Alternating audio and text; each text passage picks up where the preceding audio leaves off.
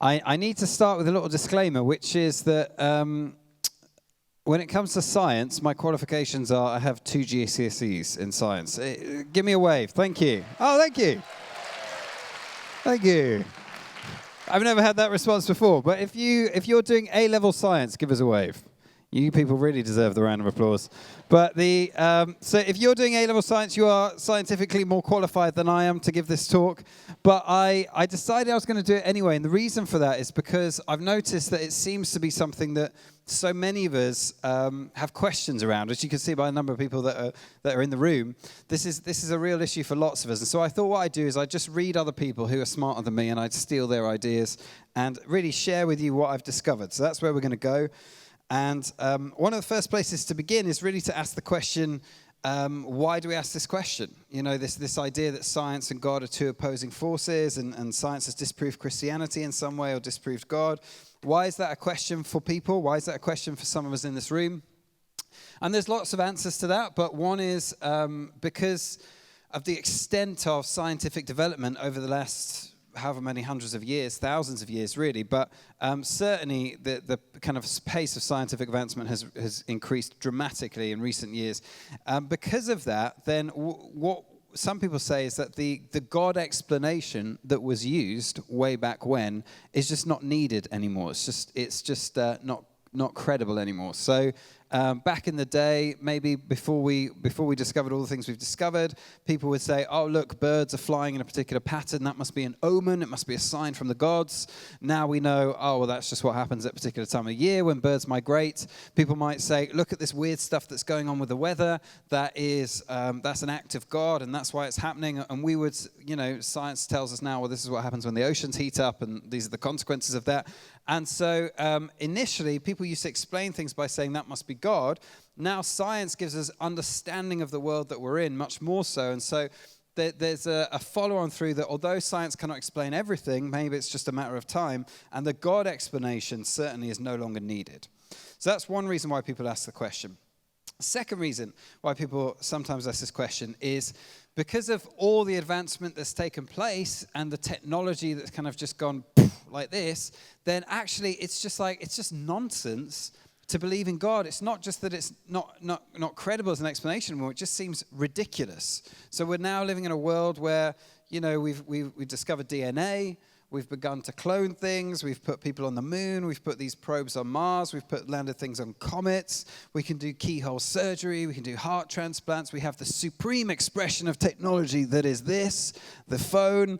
And so with all of this stuff, in a world of Uber and self-driving cars and virtual realities kind of just around the corner, doesn't it just seem a little bit ridiculous to believe that that a Jewish guy who wandered around 2,000 years ago was actually God come to earth? Isn't that the equivalent of believing in a chocolate teapot or a tooth fairy? So it just seems stupid that in a world where we can do everything on this little thing in our pocket, we still find that we need to believe in God. It's backwards.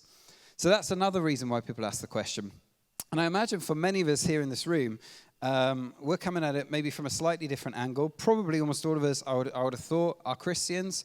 If you're here and you're not yet and you're just checking it out and you're here as a skeptic, that's great that you're here. It's great that you're asking these questions. But probably for most of us in the room, we're already followers of Jesus, but we just have questions about this. And it may well be that for some of you, science is an area that you feel passionate about. It might be that you want to end up having a career in science, whether that's as a science teacher or someone who's working in a medical profession in different capacities, or the next techie geek. You want to go for it, but you've got a question of, is it possible for me to be a sold-out follower of Jesus, a believer in God, and still pursue science and still pursue my passion? For others of us, maybe science is not really our thing, but we have a question beneath our questions, which is it possible for me to be a full-on follower of Jesus, sold out, kind of like heart and life in, and still think, and still use my brain? Or do I need to be intimidated by difficult questions about my faith? Do I need to check my brain in at the door every time I walk into a church? Or can I still use my mind and think about it? And for those of you, if that's where you're at, the answer I want to try and give in this seminar is a massive yes. You can be a Christian, and if you want to be a scientist, you can be a Christian, all of us. and be a deep thinker, be a sharp, critical, analytical thinker. Absolutely yes to those things. And so where do we start? So I'm going to throw at you in the next 45 minutes, and we're going to move at a pace. I'm going to throw at you 5 points. And if you are taking notes, and because this is the science seminar, I'm expecting a high proportion of you to be note-taking. If you are taking notes, this is your first point. Point number 1. Science and Christianity are not two opposing forces. Science and Christianity are not two opposing forces.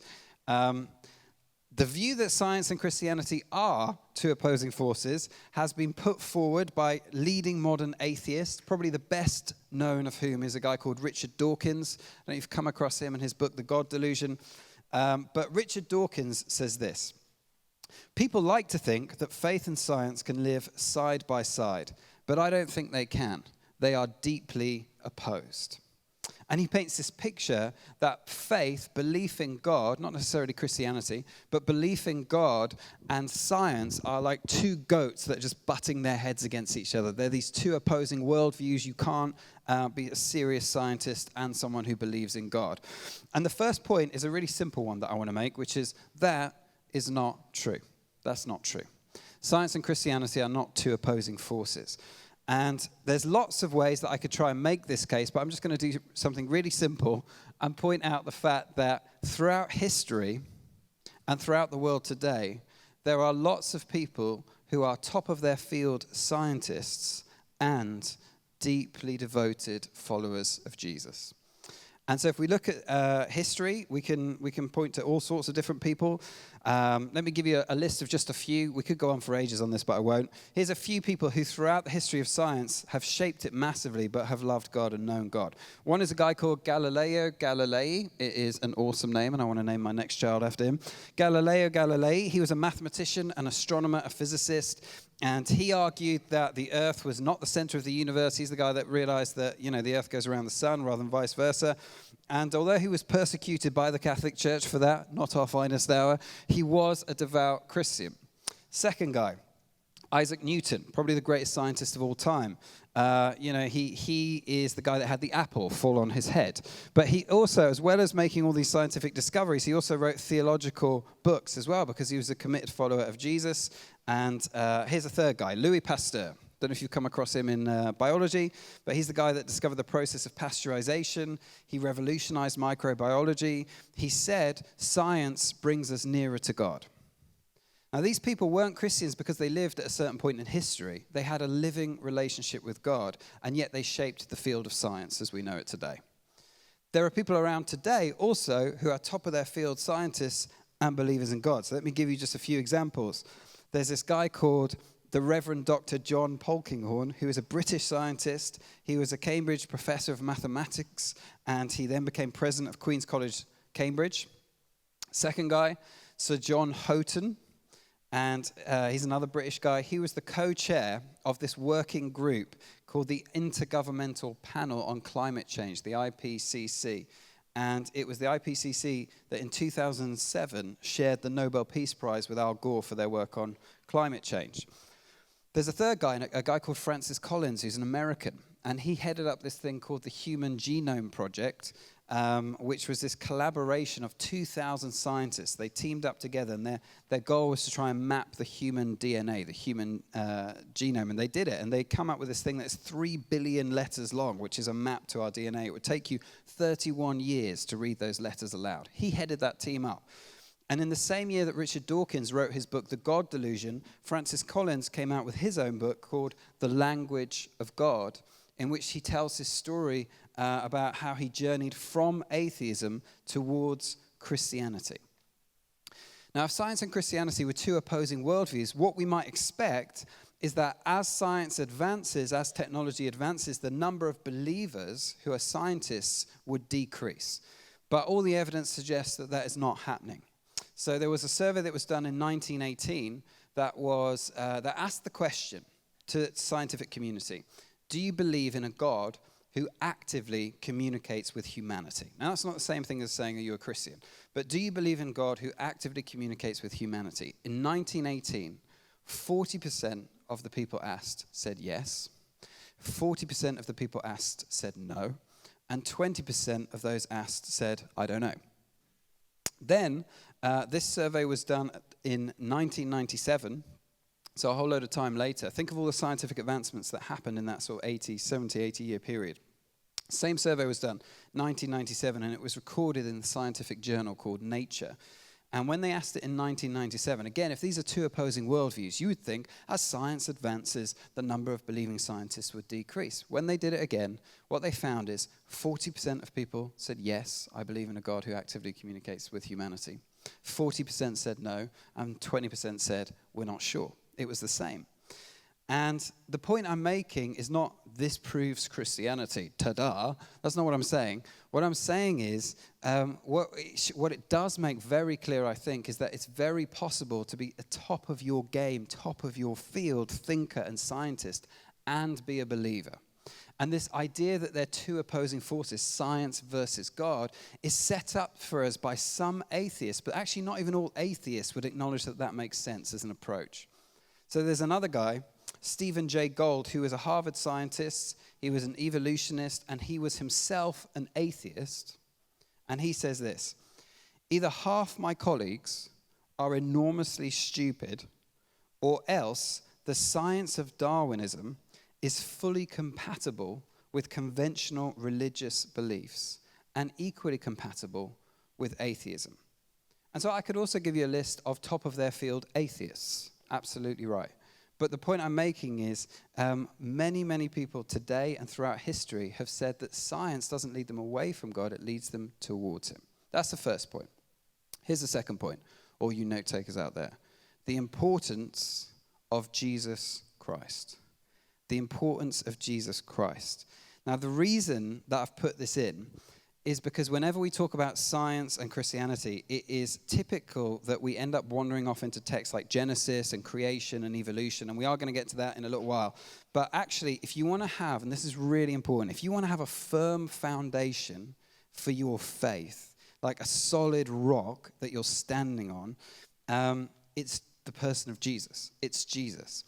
And where we sometimes come unstuck is that what we try and do is we try and prove the existence of God using science, and that's just not possible. And throughout history, there have been some kind of famous arguments that have been made that have tried to use kind of science to prove God's existence. So if you've done GCSE RS, you probably came across some of them. One would be the argument from design. William Paley and the watch, do you know that one? Is the idea that you're walking in a field, you find a watch, the watch is so intricate that it would be foolish to think it just turned up there. So you think, okay, it looks like it's been designed, there must be a designer. And when Darwin came along and started talking about evolution, he didn't so much undermine Genesis, the Genesis text, as much as what he did is undermine the argument from design.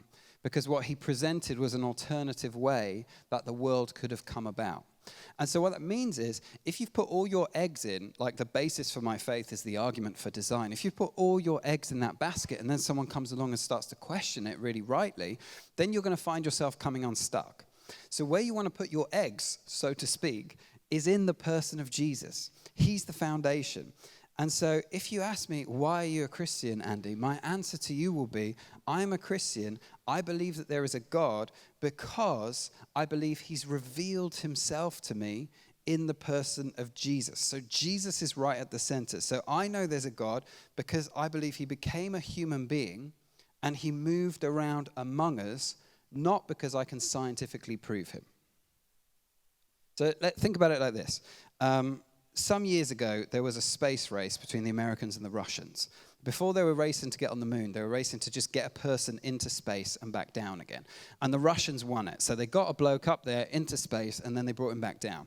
And when they brought him back down, they did an interview with him. And one of the questions that he was asked is, when you were up in space, did you see God?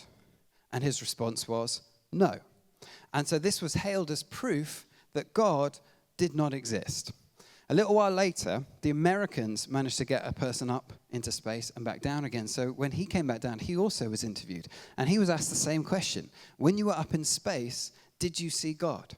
And his response was, I would have had I stepped out of my space suit.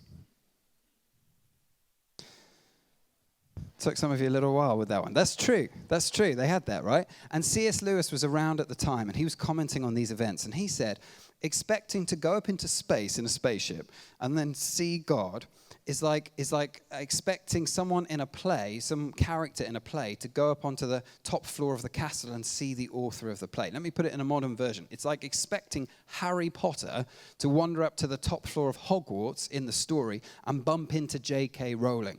Now, he's not going to do that. Why? Because Harry is a character within the story, and J.K. Rowling is the author of the story. And that's how it is with God. We're characters within the story. He is different. He's the author of the story. So the only way Harry will ever meet J.K. Rowling is if one day she decides to write book number 8 and she writes herself into the story. Then Harry will wander around the corridors of Hogwarts and he'll bump into her if she writes herself into it. And what we're saying is the only way that we will ever see the author of the whole play, the creator of the universe, is if the maker of everything decides to write himself into the story. And what we believe as followers of Jesus is that he has done just that in the person of Jesus. The author of history became a person and walked among us. Let me put it another way. Imagine I had here a bag of Jelly Babies, right? And this packet of Jelly Babies represents time, and it represents the universe, and it represents space itself. And you're all inside there. You're the Jelly Babies for the purposes of this illustration. I, on the other hand, am God. All right? Now, you're in your packet. You can't get out of it because the packet represents time and space. There's no way you can actually ever leave the packet of time and space. I, on the other hand, am outside the packet of time and space. So you want to know, do I exist? There is no way within the packet of time and space you can ever prove the existence of a being that lives outside of the packet. The only way you will ever know if I exist is if one day I decide to open up the packet and come and visit you. And then you will be in trouble and you wish I hadn't because you will be dead. Nom, nom, nom, nom, nom. But if I come inside the packet, right, then suddenly you're like, oh my word, he's here. We can see him. He's there. He's come into our world. Now we know he exists. Do you see? That's the point. That's what's so amazing about the person of Jesus is we believe that God has come inside of the packet and that he's become one of us. And the basis for our faith is that we believe that God has introduced himself to us in the person of Jesus. He's the foundation for it. No other religion has any claim that comes close to what we believe about God. You want to listen to God? He's become a person, is what we say. So, the importance of Jesus Christ. All right, having said that, this is point number 3. Having said that, point number 3, write this down. Science points us towards God. Now, obviously, this is an opinion, and people can disagree with it, but Dawkins would argue that scientific evidence points us away from belief in God. It's important to understand, though, that is not a scientific statement of fact. That's an interpretation of fact. And I would say it's very possible, entirely possible, to examine the facts that science reveals to us and interpret them in a different light. And there are lots of things we could talk about here because we've got so little time. We're just going to have to focus on one thing. So I'll just focus on some of the things that science reveals to us about the makeup of our universe. So apparently, when the Big Bang happened, it was possible for all these different types of universes to come into existence. And the fact that our universe has come into existence is considered remarkable because it's a universe in which there's potential for biological life to develop. Not even biological life has actually developed, just a universe in which there's potential for biological life to develop is incredibly rare. In fact, we are told that when the Big Bang happened, the chances of there being a universe in which there's potential for this kind of life are 1 in 10 to the power of 59. Now, the reason none of us are going, oh my word, that's unbelievable, is because none of us understand that number, right? But think about it like this. Imagine if I had a dart and I aimed it at a target 1 inch wide. On the other side of the observable universe, 20,000 million light years away. Imagine if I took aim there and I hit that target. Now, I am quite good at darts, but the chances of me hitting that target would be something like 1 in 10 to the power of 59. Life is not possible in any old universe. What science tells us explicitly is that it's only possible in one universe in a trillion, and we happen to be living in it. Now, I know what you can say to that. Absolutely right. Well, that doesn't prove God. I'm not suggesting that it does. I don't think that proves anything. But doesn't it cause you to wonder? Because what we could say is 1 in 10 to the power of 59, hey, do you know what? Unlikely things happen. Any of the universes that came about would have been unlikely. And you'd be right on that. Unlikely things do happen. People win the lottery. You know what? It's unlikely you're going to win it, but sometimes somebody does. That's how it goes. But is that the only thinking response to those odds that we could come up with? Let me put it another way to you. Imagine your youth leader said when you go back to your tent tonight, they said to you, right, we set a curfew last night, and the curfew was ignored by a number of you. And so we're now going to introduce capital punishment for curfew breaking. If you break the curfew tonight, let's say you've got to be back at 11:30. If you come back 1 minute after 11:30, we will kill you. Okay, they say that to you, and you think, there's no way that can be legal, and I'm just not going to pay any attention. So you turn up at like 12 o'clock or whatever it is, and then the next morning, you are dragged in your sleeping bag out of your tent, and the youth leader shouts to thee, I told you, if you broke curfew, you would die. And they drag you here to this venue, and you see that all the youth leaders have taken this tack, and there's a whole load of culprits who've kind of like broken curfew the night before. And what's more, you see that there's a firing squad of 100 soldiers lined up, and one by one, young person after young person is being taken up, and they're killed, and then they're dragged out. And then it's your turn, and you see all these, let's say there's 50, 60 people ahead of you, and you see them all get shot by these soldiers, and then you're kind of standing there, and you see these line of guns pointing at these professionally trained soldiers. They haven't missed a single person yet, and they all take aim, and they all fire. Every single one of them misses. And the youth leader says, do it again. They reload. They all fire. Every single one of them misses. Third time. Fourth time, 10th time, they're still missing. Eventually, the youth leader says, okay, fine, we'll call it quits this time, but tonight it's 11:30. And you say, okay, and you walk away, right? Now, what you might do as you walk away from that scenario is you might think, hey, do you know what? Unlikely things happen. All those people got shot before me, and maybe these professionally trained soldiers that happened to miss when I happened to be standing there, and they happened to do so 10 times. Unlikely things happen. But would it be an entirely irrational response for you in a situation like that, when you consider the odds and how small they are, for you to walk away from that and ask the question, is it possible that there is a reason why I'm still here? Let me put it another way to you. Imagine you and I playing poker. All right, the youth leaders don't know.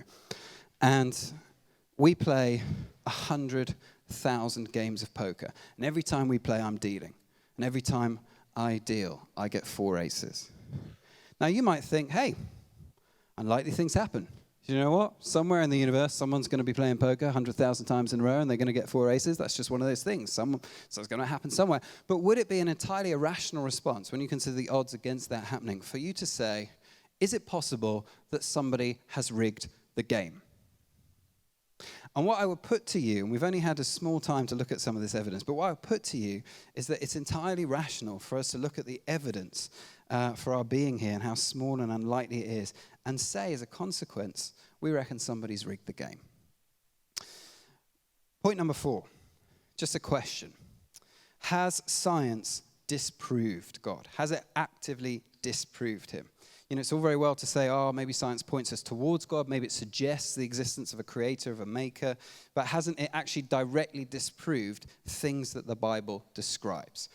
And when this question comes up, the focus of that objection is usually thought to be especially effective in 2 areas. The first one is the creation account in Genesis 1 and 2, and what science says about the way the world came about. And the second is to do with miracles. So let's take those one at a time. First of all, science and Genesis. In a nutshell, the vast majority of, although not every scientist, believes that the theory of evolution explains the origins of the human race.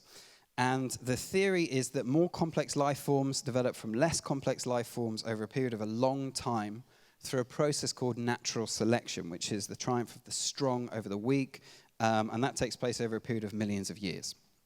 Now, we read in Genesis 1 and 2, how the universe was made in 6 days by God, and he rests on the seventh day.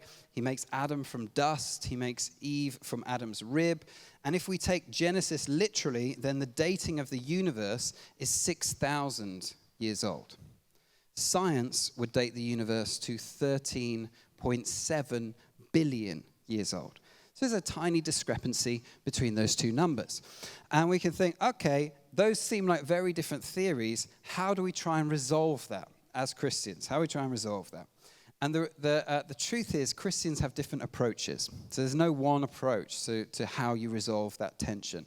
I'm just going to share with you the three most common approaches, and then you can make your own minds up as to where you want to sit with it. I'm obviously, because I'm only got a few minutes, not going to do justice to any of these positions. All right, so the first approach is that Genesis, Christians would say, we resolve this tension by saying Genesis is meant to be a literal scientific description of how the world came about. It's a scientific textbook. It was intended to tell us how the universe was made. And if you hold that position, then obviously what you do as a consequence of that is you have to say that modern science is wrong. And you would call into question modern science. You would point to the fact that science is constantly revising its own explanations. You would question things like carbon dating. And you would argue that the truth of Scripture, as you read it, outweighs any scientific evidence and hold to a literal 6-day understanding of creation. This isn't a view that I hold, but I have to say I know lots of thinking, believing Christians who do take this viewpoint. And of course, you've got to acknowledge that, of course, God is capable of doing that. You know, he doesn't need 6 days. He could create the world in 6 seconds if he wanted to. So that's one way. You reconcile it. You say Genesis is literally intended to be read as this description of how the universe came about. Therefore, the science has to be called into question. Second approach that people take is they say that the days described in the story of Genesis, the first 6 days, are actually not intended to be literal 24-hour periods, but rather they can be understood as 6 periods of time. And what people point out is that in the Bible, there's a question around the day, the sense of how long is a day. A day is like 1,000 years, we're told, to God. And so maybe it was never intended to be a 24-hour period. This has become quite a popular view that quite a number of people hold. And what you do if you follow this to its logical conclusion is you try and match up phases of the universe's evolution with the kind of 6 periods that you would find in the Bible. Where that can be quite difficult, sometimes a little bit tricky as a position to hold, is that it can be, I would say, a little bit tricky to try and necessarily make those things match 6 periods of time and the way the world came about and what science tells us about it. Also, there are things in the Genesis account that might cause us to question it as an approach. So, for example, the fact that light comes into existence before the sun comes into existence, things like that. But again, lots of people that I know and I respect hold that as a view. The third view is where I've landed. I am not an expert, as I've said from the beginning, and so I'm sure some of you would disagree with me, and that's absolutely fine. But the third view and the third way that Christians try and reconcile these things is that they say that Genesis was not intended to be read as a literal how-to guide when it comes to the universe being made. And when we read the Bible, what we've got to recognize is that we're reading different types of literature. So the Bible's not one book, it's 66 different books, as well as being one book. And so within that 66 different books, you've got different types. And you'll know instinctively, if you read a different type of literature, you would switch from how you read it. So if you read an article on the BBC website, you know that's kind of like an account of what's happening. If you read a story that begins with once upon a time, you know that's intended to be a fairy story. In the same way with the Bible, you want to know what type of literature am I reading when I read this bit of the Bible. So if you're reading the Kings and the accounts of the Kings, you're reading history. But if you read, for example, Proverbs, you're reading a lot of metaphor. So one of my favorite proverbs is, a nagging wife is like a dripping tap.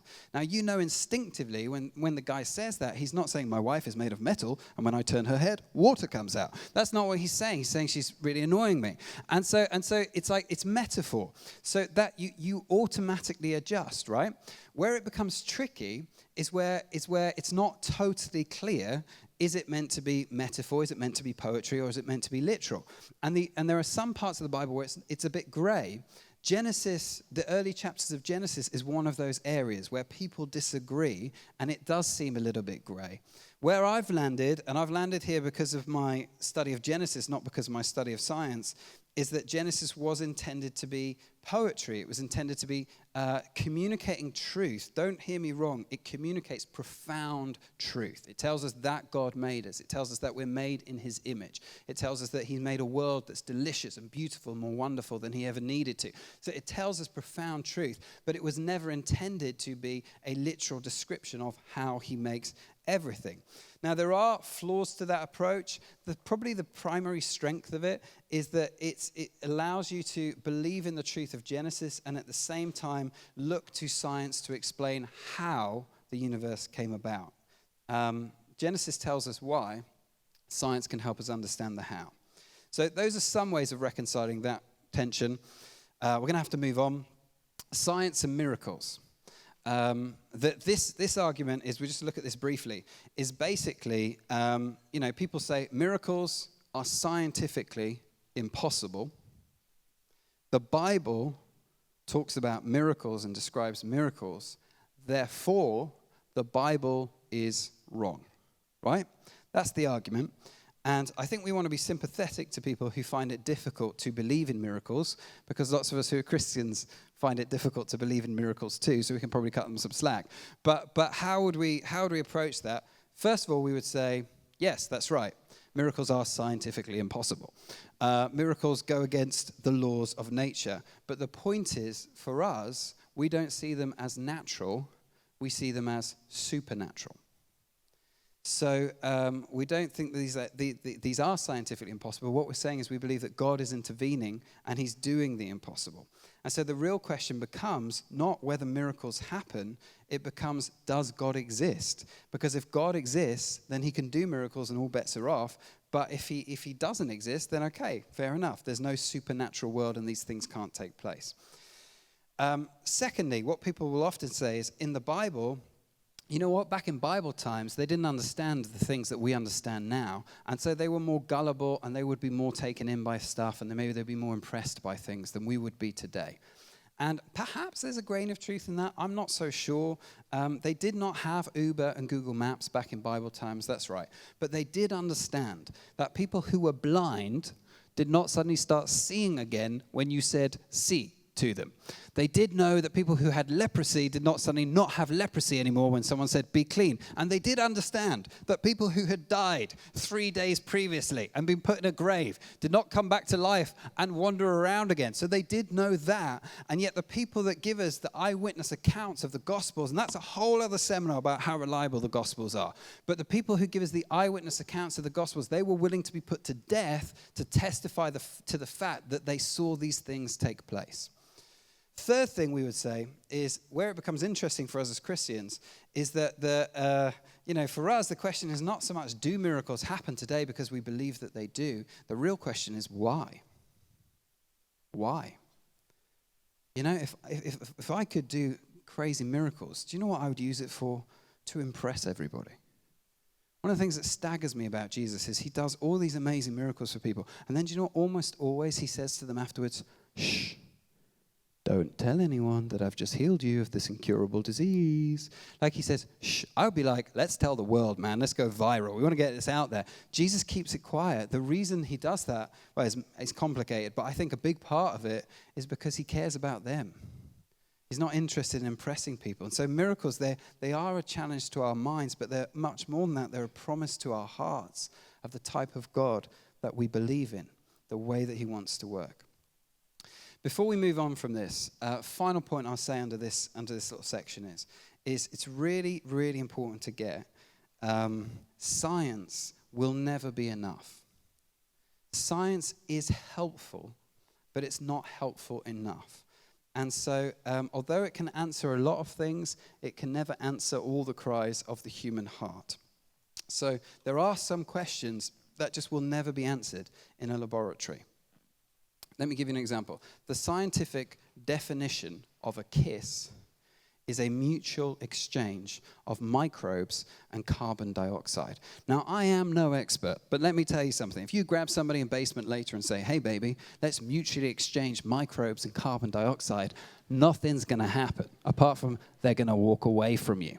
Because we know instinctively there's more to a kiss than that. And there's more to a diamond in an engagement ring than just a rock that's been compressed at a certain temperature for a certain number of years. There's more to a summer's day than a particular temperature at a particular time of year. There's more to a piece of music than just notes at a particular frequency. We know there is. There's more to the world that we're living in than simply stuff that science can explain. And let's note that for all the advances that we've had in science, we as a country are more depressed, we are more anxious, and in many ways we are more broken than we have ever been. So science is great and science is helpful, but it's just not helpful enough. Think about it like this. Imagine I brought a cake into this room and I had it before you. Now, what you could do with science is you could analyze how this cake came into existence. You could take samples of the cake. You could eat it. You could put it in a test tube. You could be like, I think he's used some flour in this cake and he's definitely put some eggs in there. You know what? You could kind of break the cake down and you could kind of like analyze it, but you would never know why the cake was there. The only way you'd ever find out why that cake was there is if I, Andy, the maker of the cake, decided to tell you why I'd done it. And what we're saying is we think science is great, but actually we need something else. We need God to speak to us, to tell us why we are here. Science is helpful, it's just not helpful enough. To finish with, point number 5. Write this down. Creation and worship. Creation and worship. I have to put this in here. I just can't not. And the reason for that is because I just think it would be such a tragedy if we sat in a seminar that was all about science and we just boiled it down only to arguing backwards and forwards about things like evolution. If you look at the Bible and the way it speaks of creation, so often what it does is it uses creation as a springboard, as a diving board into worship. And so read the Psalms if you want to have an example of that, the way that it describes the stars, the way it's described the world that God has made. And I would encourage you, don't be afraid of thinking. Don't be afraid of asking difficult questions. We're made to ask the difficult questions. We're told to love him with our minds. But don't ever let it become just a simple intellectual exercise. Allow it to become a springboard into relationship with him, a pursuing closeness with him, a kind of like a diving platform into intimacy, if you will, with him. One of my favorite lines in the whole Bible is from Genesis, where it talks about creation, and it says of God, he also made the stars. It's just this glorious understatement. He also made the stars. That's a lot. Stars are big, right? So I read this book that was talking about how big they are and comparing them to stuff, and it said that if our planet was the size of a golf ball, then the sun would be 15 feet in diameter. And you could fit 1 million planet Earths inside the sun. The sun is just an average size star. So there's this other star that I came across that's 427 light years away from where we are now. It's a lot bigger than the sun. And if the Earth was the size of a golf ball, then this sun would be the size of 6 Empire State Buildings piled on top of each other. And so you want to know how many Earths would sit into that star, don't you? Yes, you do. I can see it on your faces. Let me tell you the answer to that question. I looked these things up for you. 262 trillion planet Earths would fit inside this star that's 427 light years away from where we are. Give it to me in golf balls, you scream at me. Okay, that's enough golf balls to fill a football stadium from floor to ceiling 3,000 times. There's another star that's even further away and is even bigger. And this star, if Earth is the size of a golf ball, the sun is the size of something that's 15 feet in diameter and holds 1 million Earths, then this star is as tall as Mount Everest. And we would fit into this star 7 quadrillion planet Earths. Now, in golf balls, for those of you who are demanding that with your eyes, that's enough golf balls to cover France in golf balls 2 feet deep. And what it said, what we know, what science tells us, is that those are 3 stars among hundreds of billions of stars. Science, in fact, tells us that there are more stars in the universe, get this, than grains of sand on the earth. So think of all the beaches you've ever walked on, all the ocean floors, all the deserts. There are more stars in the universe than grains of sand on the earth. And it says in Scripture, just a throwaway little sentence, he also made the stars. Oh, he also made hundreds of billions of giant balls of combustible gas with the words of his mouth. Woo! Doesn't that make you want to worship? When you understand him and when you see, oh my word, was he strong and powerful when he made the universe? Yes, he was strong and powerful, and he's as strong and powerful today. Was he wise when he came up with the laws of physics? Yes, he's wise, and he's as wise today. Was he all-knowing and all-seeing when he designed the way that the world was going to work and come together? Yes, he was all-knowing and all-seeing then, and he's all-knowing and he's all-seeing today. And so allow it to lead you to worship. If you don't, you're being robbed. Can you be a Christian and a scientist? Can you be a Christian and use your brain? Absolutely. And we need you to. Somebody has got to go out there and invent a cure for cancer. And somebody's got to go out there and teach kids about the way the world works. And somebody's got to go out there and invent the iPhone 57 or whatever it's going to be. You know, someone's got to do that. And we don't need to be intimidated because God created everything. We want to ask hard questions. And at the same time, and this is where I finish, what I found is there will always be a place of trust. And there will always be a place of basing this, not on being able to work it all out necessarily, but on relationship. Why don't I finish with a prayer?